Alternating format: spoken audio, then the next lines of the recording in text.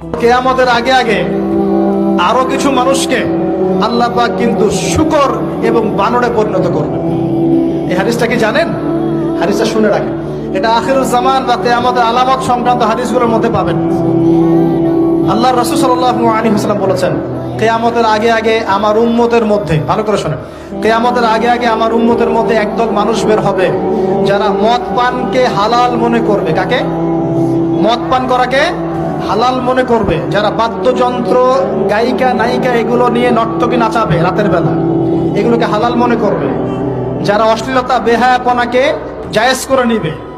ঠিক আছে, এরকম কয়েকটা পাপের কথা বলে নবীজি বলছেন একদিন সকালবেলা আল্লাহ পাক তাদেরকে ঘৃণিত বানরে পরিণত করবে। এটা হবে সামনে। কখন কিভাবে হবে আল্লাহ ভালো জানেন। এবার আমি কনসেপ্টে চলে আসি। এই যে পৃথিবীতে নেমে আসলাম, তাহলে আমরা কোত্থেকে আসছি ভাই? আমরা কি পৃথিবীর অধিবাসী ছিলাম? আমরা জান্নাতে ছিলাম, ওখান থেকে আল্লাহ পাক পাঠিয়েছে।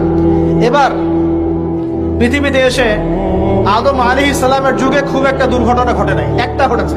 কয়টা? একটা। ভাই হাবিলের কুরবানি কবুল হয়, কাবিলের অন্তর্দাহ হয়, জ্বালা হয়। কেন হাবিলেরটা কবুল হবে, কাবিলের কেন হচ্ছে না? এই হিংসার বশবর্তী হয়ে কাবিল হাবিলকে হত্যা করে ফেলে। হত্যা করে লাশটা দাফন করার পদ্ধতিও তার জানা ছিল না।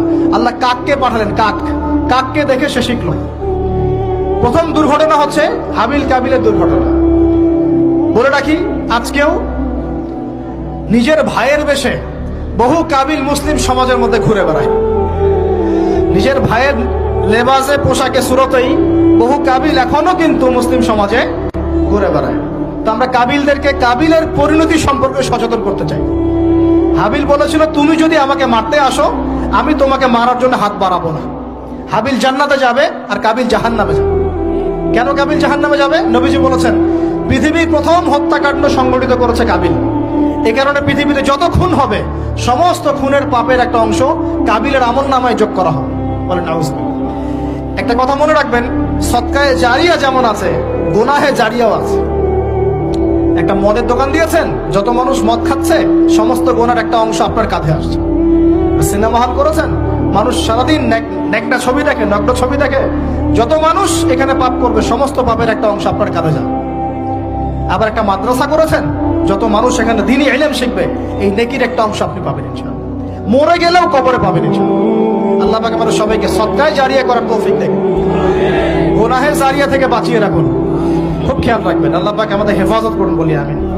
এবার ওই যুগ শেষ, নূহ আলাইহিস সালামের যুগ। এই যুগে আল্লাহর একই সুন্নাত। নূহ আলাইহিস সালাম 950 বছর দাওয়াত দিলেন, 40টা